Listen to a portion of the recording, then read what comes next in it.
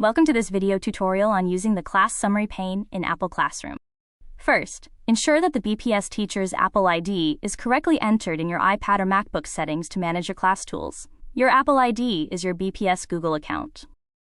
Next, confirm that the correct Apple ID for every BPS student is entered on their iPads. Students' Apple IDs are their unique BPS Google accounts.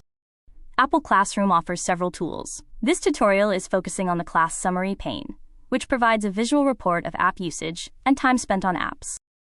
To get started, open the Classroom app on your device. Once the app is open, you will see a list of your available classes. These are created from your Aspen classes. Select the specific class you wish to manage by tapping on its icon.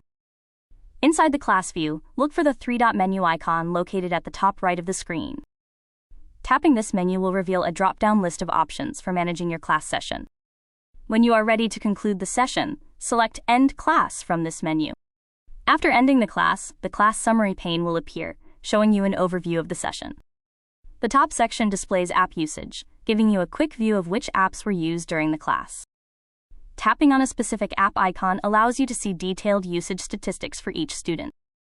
Below the apps, you will see a list of students who joined the class session. By tapping on a student's name, you can view the specific apps they opened and how long they used them. This detailed breakdown provides valuable insights into student engagement throughout the lesson. When you have finished reviewing the session data, simply tap Done in the top right corner to close the summary. This concludes our video on utilizing the class summary pane in Apple Classroom. Thank you for watching.